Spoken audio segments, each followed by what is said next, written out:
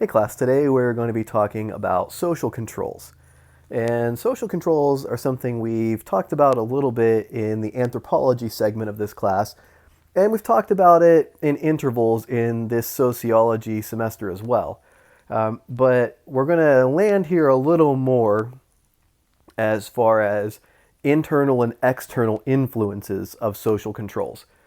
So, a social control, the way your book defines social controls are incentives and punishments that promote conformity in social life, right? So, incentives would be generally rewards. So, if we talked about, if you remember our talk on power, that the ways that people tend to exert power or keep power is through reward, would be one of them, right?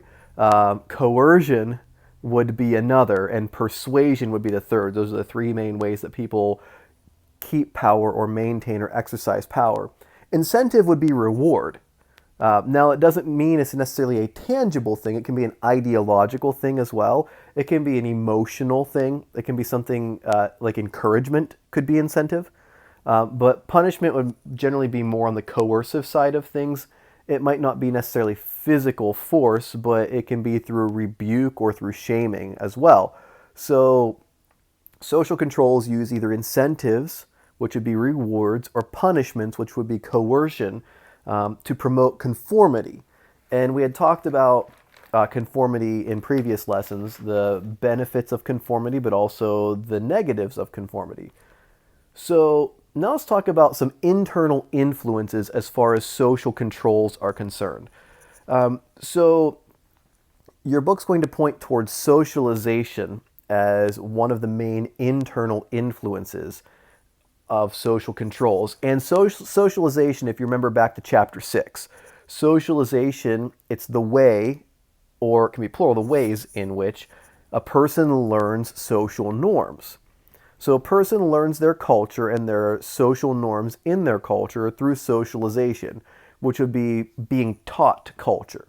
So a person is taught culture through socialization. That doesn't mean socializing necessarily. It's more of like an education on sociology. Not a formal education, but an informal education. And through socialization, we tend to internalize our cultural norms or our social norms. So we internalize, we learn, and we develop a belief system and we develop values which tell us what our norms are and what normal or acceptable behavior is or should be. And socialization allows us to internalize. How that works is that others watch our behaviors as we're being taught culture. And that can be in the family setting, it can be parents and or siblings or other relatives can watch our behaviors and correct them to match social norms in a family setting. So if, for example, I'm sure when I was a kid, I wasn't always very good at saying please and thank you. I had to be taught that. And so if I didn't say please or if I didn't say thank you, my mother or father would correct me and say, what do you say? And then I would learn that the proper thing to say would be please if I'm making a request and thank you when that request is met. So others were watching for behavior, and if it was incorrect, they corrected it. And then over time, I have internalized that, and I use that so that when I make a request, I generally say please.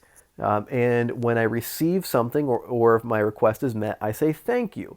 And it has become second nature because I've learned that those are the social norms. But I learned that through social controls. And the social controls were being corrected by my family when I didn't meet the expected social norms. That can be through things like school, through things like the church. It can be through informal things like through peer group relationships, through friendships, where if you don't meet the expected norms in your peer group, you will be corrected and learn to conform to those norms.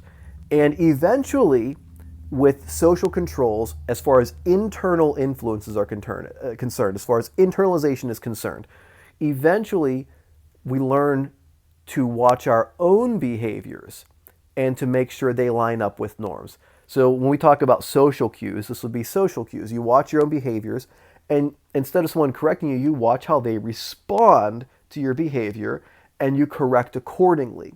And sometimes you don't even need to wait for a response. You can catch them like, oh, I didn't say please, or oh, I didn't say thank you, or whatever that norm is that wasn't met. You can catch yourself and adapt and correct that without external correction.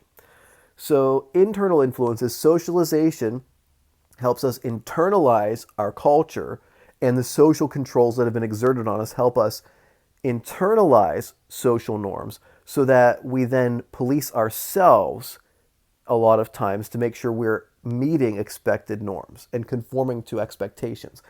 Now, the second set of influences, or the second way we are influenced through social controls, is external influences. And external influences, your book calls them agents of social control. So these would be authorities that would enforce, like it can be, they would enforce social controls on us, usually through a set of protocols or actual written rules that we're expected to conform to. Now, granted, anytime there are written rules, there are also unwritten rules, even in institutions, but it's usually a set of written rules that we're expected to follow, and these rules are enforced in their specific settings. So authorities like governmental or legal authorities, social institutions such as school, or social institutions such as religion, like the church, for example, a religious setting wherein we're expected to follow certain norms.